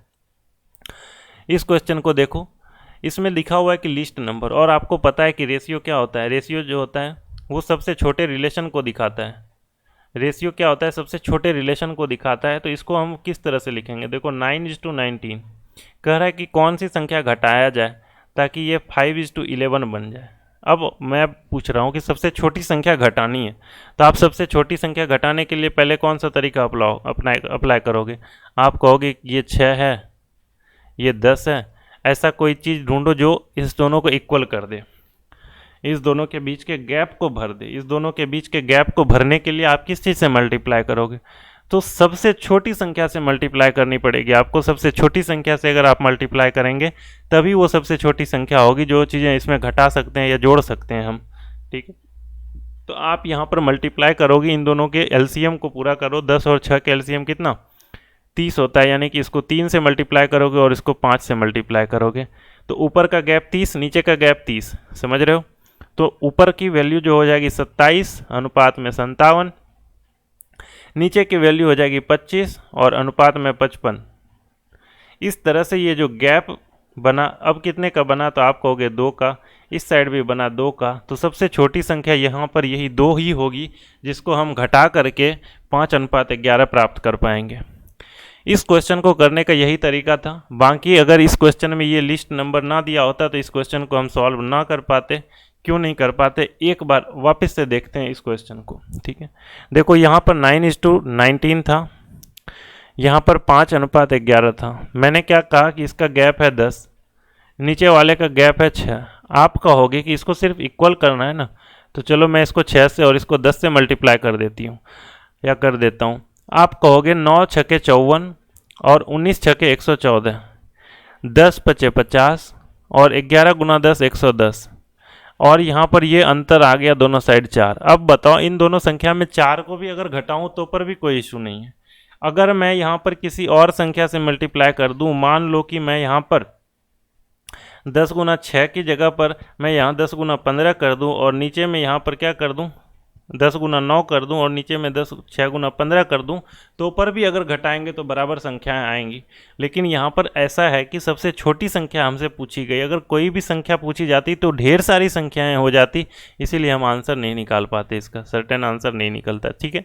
ये चीज़ें समझ में आ रही होंगी कि आपके सामने 2 एग्जाम्पल से मैंने दिखा दिए कि यहाँ 2 भी आ रही है, यहाँ 4 भी आ रही, अभी आगे और भी चीज़ें आएंगी, है ना। अगर मैंने यहाँ पर ऊपर में 9 से मल्टीप्लाई कर दी होती, अगर ऊपर में मैंने 9 से और नीचे में यहाँ से अगर 15 से मैंने मल्टीप्लाई कर दी होती तो आंसर अभी और आता, ऊपर में किसी और चीज़ से, नीचे किसी और आंसर बढ़ते जाता। बट सबसे छोटी आंसर हमें निकालनी है, सबसे छोटी हम निकाल सकते हैं। सबसे छोटी इसलिए निकाल सकते हैं क्योंकि ये रेशियो सबसे छोटे रिलेशन को दिखा रहा है, और सबसे छोटे नंबर के लिए हमें क्या करना पड़ेगा, इसके एलसीएम, हमें जो इसका डिफरेंस है वो इसके एलसीएम तक ही लिमिट रखना पड़ेगा, ठीक है। इसके एलसीएम तक हमने लिमिट रखा कि इसके बीच का गैप देखो 30 हुआ, और इससे कम का गैप नहीं रख सकते हम इसके बीच, ठीक है। ये चीज़ें समझ में आ गई होंगी। तो इस तरीके से इस क्वेश्चन को सॉल्व करना था, ये था। अच्छा क्वेश्चन है। अगला क्वेश्चन देखिए, the ratio between 2 number is 11:19, 11:19 है, 2 संख्याओं के बीच का अनुपात। सबसे छोटी संख्या क्या ऐड करी जाए जो कि अनुपात 3:5 बन जाए। तो आपको पता है इसके बीच का गैप 8 है और नीचे वाले के बीच का गैप 2 है, तो नीचे को अगर 4 से मल्टीप्लाई कर दें तो गैप बराबर हो जाएगा। तो इसको हमने 4 तिया 12 और 4 पंचे 20। अब बता दो कि संख्या में क्या ऐड की गई है, तो आप कहोगे +1 ऐड करी गई है। तो देखो दोनों साइड +1 ऐड हुई है, इसका मतलब आंसर हो जाएगा ऑप्शन नंबर ए 1, ठीक है। बिल्कुल पुराने क्वेश्चन पर, पिछले क्वेश्चन पर बेस्ड था। इस क्वेश्चन को देखो, ये इनकम एक्सपेंडिचर से रिलेटेड है। एक छोटी सी जानकारी देखो, इनकम क्या होती है किसी की, इसको कैसे लिखते हैं, जो एक्सपेंसेस होते हैं ना किसी के, जो एक्सपेंसेस होते हैं और प्लस जो उसकी सेविंग्स होती है, उस सेविंग और एक्सपेंसेस इन दोनों को मिला करके क्या बना है, इनकम। जो हमारा आय होगा, जो हमारी आय होगी, उसी आय में से हम क्या करेंगे, एक तो खर्च करेंगे यानी व्यय करेंगे, और क्या करेंगे, बचत करेंगे यानी सेव करेंगे, ठीक है। ये चीज़ें होती हैं। अब इस क्वेश्चन में दिया हुआ है देखो, ए और बी 2 आदमी हैं, और जिसकी इनकम की रेशियो दे रखी है, IN इनकम की रेशियो दे रखी है और ये है 5:4, और कह रहा है the ratio of their monthly expenses is, उसके मंथली खर्च का अनुपात, उसके मासिक खर्च का अनुपात यानी उसके एक्सपेंसेस का रेशियो जो है वो है 4:3। ये चीज़ें क्लियर है क्या? अब बता दो कि इनकम माइनस एक्सपेंडिचर हम सेविंग लिख सकते हैं क्या? सेविंग्स जब लिख सकते हैं तो ये चीज़ें बताओ, रेशियो में इस चीज़ की वैल्यू कितनी आ रही? 1, इसकी वैल्यू 1, क्वेश्चन में इस चीज़ की वैल्यू दे रखी है कितनी? 5,000, और हमसे क्या पूछी जा रही है? पूछी जा रही है कि मंथली इनकम बता दो भाई, दोनों की बता दो मंथली इनकम, और वो भी सेपरेटली। तो आप बताओ 5 की क्या हो जाएगी? आप कहोगे 25,000, क्योंकि 1 की वैल्यू 5,000 तो 5 की वैल्यू 25,000, और 4 की वैल्यू आप कहोगे 16,000। 16,000 कहोगे या 20,000 कहोगे? तो 20,000। ऑप्शन नंबर बी हो जाएगा इस क्वेश्चन का सही आंसर। समझ में आ रही होगी ये बातें, बिल्कुल बेसिक सी बातें हैं। देखो इस क्वेश्चन को और कैसे करेंगे। यहाँ पर जैसे हमने सेविंग 1 कर दी, इस चीज़ में एक्चुअल में यहाँ पर क्या होनी चाहिए थी? यहाँ पर हो रही थी 5,000, क्योंकि डायरेक्ट उसने अमाउंट दे रखी थी। हम यहाँ पर डायरेक्ट 5,000 लिखते, और यहाँ पर से हम देखते कि यहाँ पर से इन दोनों के बीच का गैप रेशियो के फॉर्म में 1 है। दोनों साइड अगर 1 है तब तो कोई इशू नहीं। अगर 1 नहीं होती तो हम पहले इन दोनों के गैप को सेम करते, बराबर बनाते, फिर उसके बाद ये चीज़ें अप्लाई करते। ये चीज़ें समझ में आ गई होगी। पिछले क्वेश्चन का लैंग्वेज अलग था, इस क्वेश्चन का लैंग्वेज अलग है, बट अंदर के सॉल्यूशन एक है। ठीक, इस क्वेश्चन को देखिए, the ratio of monthly income of A and B, 7 और 2 का अनुपात है इनके इनकम का। इनके एक्सपेंसेस का अनुपात जो है वो 4:1 का है। If monthly savings of both is 1000, इसकी भी 1000 है, इसकी भी 1000 है। देखो पिछले क्वेश्चन में मैंने 7 - 4 3 लिख दिया था नीचे, और इसमें 2 - 1 1, ये चीज़ें नहीं है। देखो 3 की वैल्यू 1000, 1 की वैल्यू 1000 करके तो हम इसको सॉल्व नहीं कर सकते। सॉल्व करने का तरीका क्या होगा? अब आपको पता है कि जब इन दोनों के बीच का गैप सेम नहीं हो, ये दोनों सेम हो, ये दोनों अमाउंट सेम हो, तभी हम इसके गैप को सेम करते हैं, अदरवाइज ये भी नहीं करते, तब नहीं अप्लाई नहीं होगा ये। जब हम इन दोनों के बीच के गैप को देखें और गैप सेम नहीं दिखा, जब सेम नहीं दिखा तब हमारे लिए क्या ऑप्शन बचता है? देखो या तो क्रॉस प्रोडक्ट लगाएंगे, या तो जो बेसिक तरीके से अभी सीख रहे हैं वो देखेंगे। पहले क्या करेंगे? इन दोनों के बीच के गैप को सेम करो। इन दोनों के बीच में देखो 5 और यहाँ पर 3, इस 3 से ऊपर वाले को मल्टीप्लाई करते हैं तो 3 × 7 = 21, 3 दूनी 6। इस 5 से इसको मल्टीप्लाई करते हैं, 5 × 4 = 20, और यहाँ पर 5। अब आप बताओगे 6 और 5 के बीच का गैप 1, 21 और 20 के बीच का गैप 1। इस 1 की वैल्यू क्वेश्चन में दे रखी 1000। क्वेश्चन में पूछा जा रहा है मंथली इनकम बता दो दोनों की, तो ये 21,000 और ये 6,000। आंसर हो जाएगा 21,000 और 6,000। ऑप्शन नंबर सी।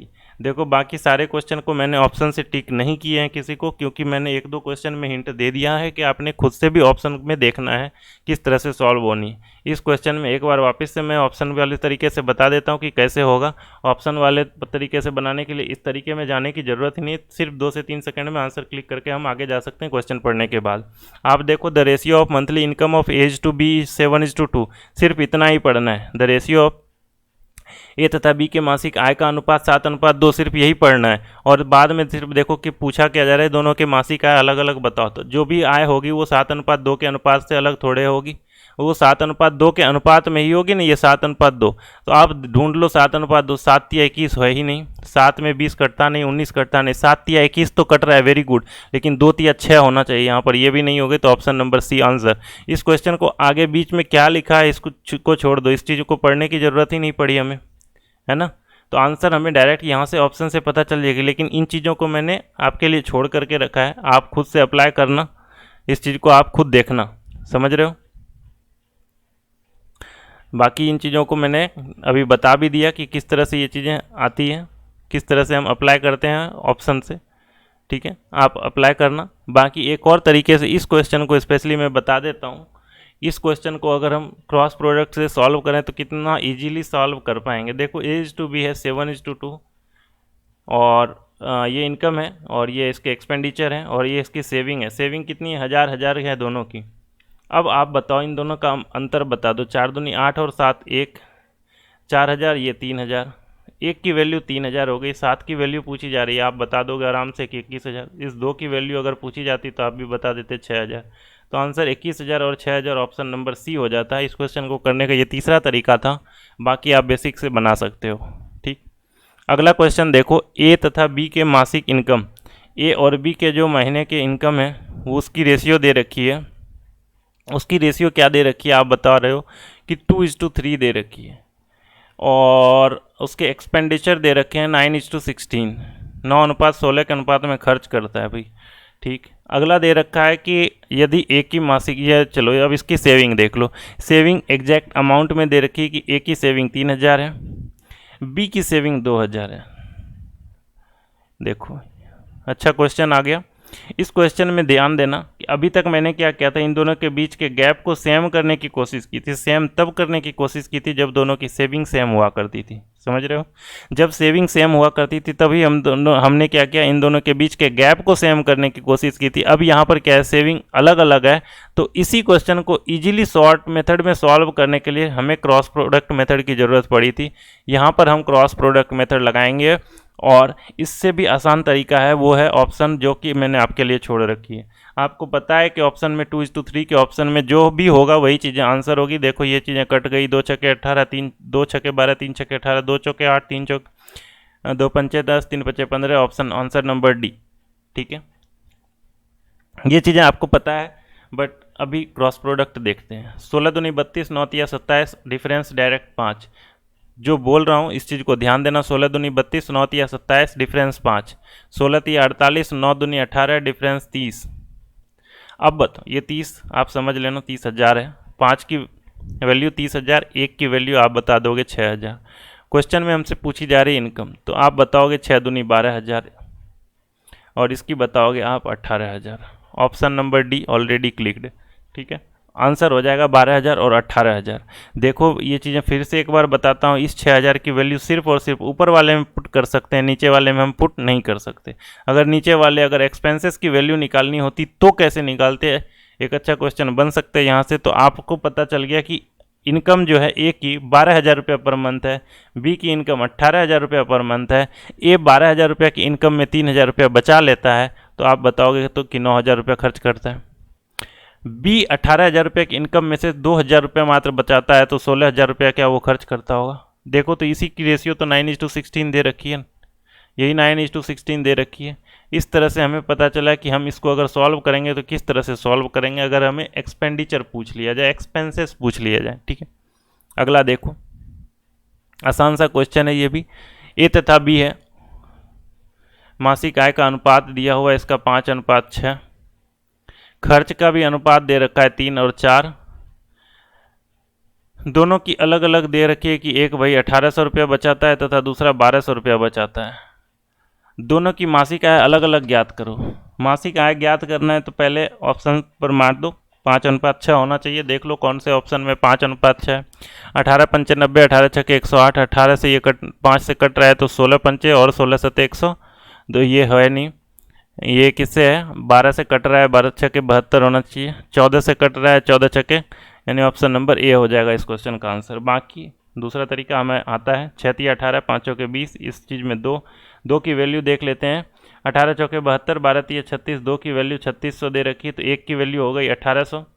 इस 1 की वैल्यू अगर 1800 हो गई तो 5 की वैल्यू बता दोगे आप, 18 पंचे 900। इस 6 की वैल्यू आप बता दोगे 10,800। Option number A already clicked answer. ठीक, अगला क्वेश्चन के लिए आप जाओ।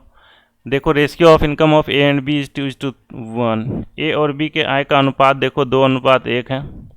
ये इसके इनकम का रेशियो, सॉरी, एंड एक्सपेंसेस का रेशियो देखिए आप, इसके क्या है। एक्सपेंसेस का रेशियो जब आप देखेंगे तो ये लिखा हुआ है 5:3, 5:3। एंड जो उसके सेविंग्स है 4:1 के अनुपात में है, और ए और बी की कुल मासिक बचत 5,000 है। देखो ये 4:1 के रेशियो में सेव करता है, और टोटल वैल्यू जो दे रखी है इसकी 5,000। आपको पता है 4 और 1 इन दोनों की सेविंग की टोटल वैल्यू 5,000 अगर होगी तो सेविंग उसकी 4 के और 1 के बराबर होगी, है ना।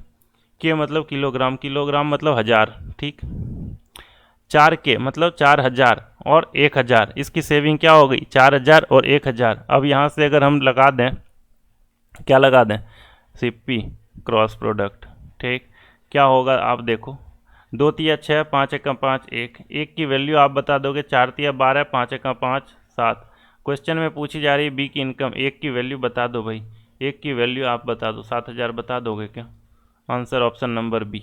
ठीक, अब कहोगे आप इस क्वेश्चन को अगर ऑप्शन से बनाते तो कैसे बनाते, तो पर भी बना सकते थे, बट थोड़ा सा लेंदी होता। इस टाइप के क्वेश्चन को ऑप्शन से बनाने का तरीका क्या होता मैं बता दे रहा हूँ। 2:1 दिया हुआ है, इसमें 1 की वैल्यू अगर हम 7,000 पुट करते तो एक की वैल्यू निकल करके आती 14,000। समझ रहे हो? अब देखो क्वेश्चन में दिया हुआ है कि ये 4,000 रुपया बचाता है, ये 1,000 रुपया बचाता है, तो आप कहोगे कि ये ठीक है। जब 14,000 की सैलरी थी और 4,000 रुपया बचाता है, इसका मतलब उसने खर्च किया होगा 10,000, और 7,000 में से 1,000 बचाया तो खर्च किया होगा 6,000। इसका अनुपात क्वेश्चन के अकॉर्डिंग 5:3 के अनुपात में होना चाहिए, और ये चीज़ें दिख रही 5:3 के अनुपात में है, सेटिस्फाई कर रही है, इसीलिए आंसर ऑप्शन नंबर बी होगा। ये था तरीका ऑप्शन से बनाने का, ऐसा नहीं कि इसको नहीं सॉल्व कर सकते थे, बट इसको अगर ऑप्शन से सॉल्व करेंगे तो थोड़ा सा लेंदी हो जाएगा। Cross product method is the best. एक महाविद्यालय में लड़के तथा लड़कियों का अनुपात 5:3 है। देखो बॉयज टू गर्ल्स का रेशियो दिया हुआ है किसी कॉलेज में, ये है 5:3। क्वेश्चन में दिया हुआ है यदि उसमें से 50 लड़के छोड़ करके चले जाए, 50 लड़का भाग गया और 50 नई लड़कियां आ गई, अनुपात हो जाता है 9:7 कर दिया। क्वेश्चन में पूछा जा रहा है कि लड़कों की संख्या बता दो, लड़कों की संख्या क्या होगी? 5 का मल्टीपल होगी, ऑप्शन छोड़ दो, भूल जाओ, क्रॉस प्रोडक्ट लगा देते हैं। थोड़ा सा ध्यान देना, अलग सा क्वेश्चन आया, क्यों ये भी देख लें। 9 तिया 27, 7 पंचे 35, अब कहोगे 35 और 27 का अंतर 8, लिख दिया। 7 पंचे 35, ध्यान देना, 35 नहीं -350, 9 पंचे 45, 45 नहीं 450 प्लस में, इन दोनों का डिफरेंस ले लेना। डिफरेंस आप बताओगे, कहोगे कितना होता है, तो आप कहोगे 800, नहीं आप नहीं कहोगे।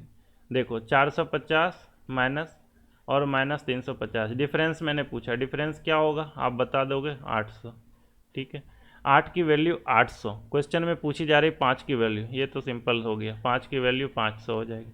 8 की वैल्यू 800 तो 5 की वैल्यू 500, सिंपल था, 5 की वैल्यू 500, आंसर हो जाएगा ऑप्शन नंबर सी। ठीक है, आसान था। डिटेल से भी बना सकते हो आप, डिटेल से बनाते तो लड़के 5x, लड़कियां 3x, इसमें 50 आई, इससे 50 गए, कैसा बन जाता अनुपात? 9:7। सॉल्व कर लीजिएगा, आंसर आ जाएगा। x की वैल्यू आएगी, x के वैल्यू के बाद 5x का वैल्यू निकाल लीजिएगा, लड़के की निकल जाएगी।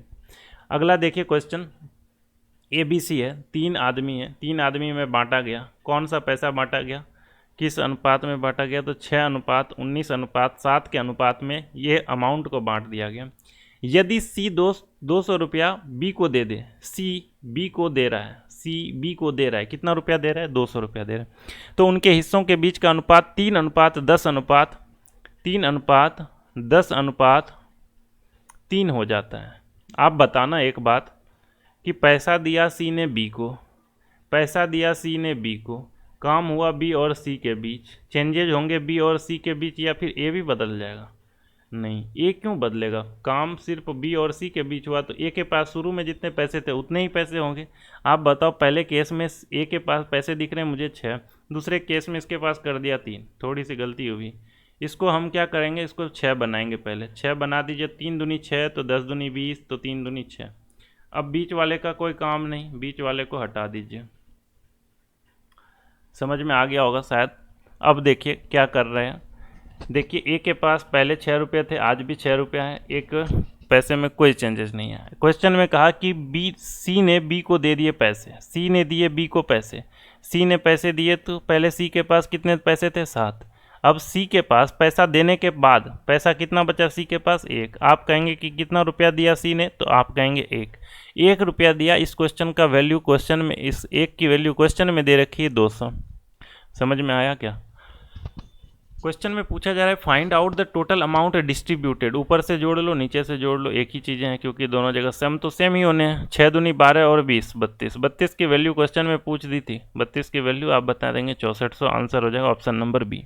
ठीक, इस क्वेश्चन को सॉल्व करने का दूसरा तरीका ऑप्शन से बता देते हैं आपको, 7 6 13 और 19 32, 32 से डिविजिबल सिर्फ और सिर्फ एक संख्या थी, आंसर 32 का 32 दूनी 6400, 6400 आंसर हो जाता। ठीक, देखिए an amount is distributed among A B C in the ratio of 3:4:5। A B और सी है, 3:4:5 के अनुपात में डिवाइड किया गया है।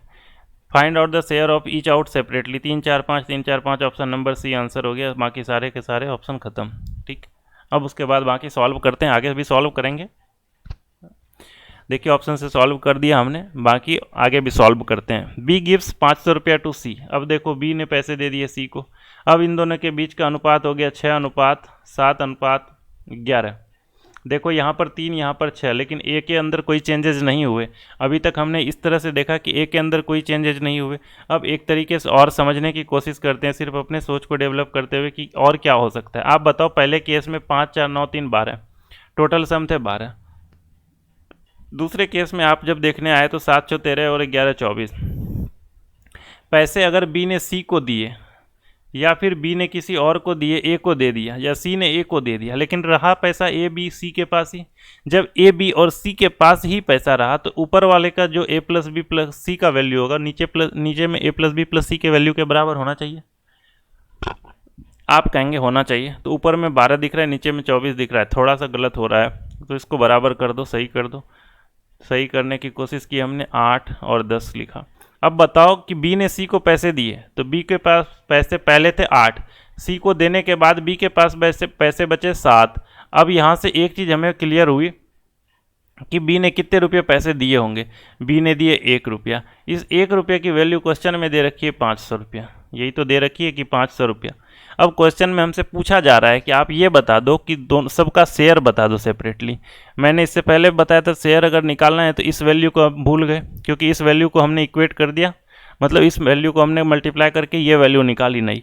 तो इसमें जो वैल्यू निकल करके आएगी, इसमें हमें वैल्यू पुट करनी है। तो 1 की वैल्यू 500 थी, 6 की वैल्यू 3000 हो जाएगी, 8 की वैल्यू 4000 हो जाएगी, 10 की वैल्यू 5000 हो जाएगी। इस तरह से 3000, 4000 और 5000 ये संख्या हो गया। 3000, 4000, 5000 आंसर हो गया ऑप्शन नंबर सी। ठीक है, आसान था ये भी क्वेश्चन। इस सेशन में पूरी तरह से आसान क्वेश्चन ही रखे हमने। क्रॉस प्रोडक्ट मेथड के बिल्कुल बेसिक क्वेश्चंस को हमने देखा। आने वाले सेशन में क्रॉस प्रोडक्ट के अच्छे लेवल के क्वेश्चन देखेंगे और जल्दी ही मिलते हैं नेक्स्ट सेशन में।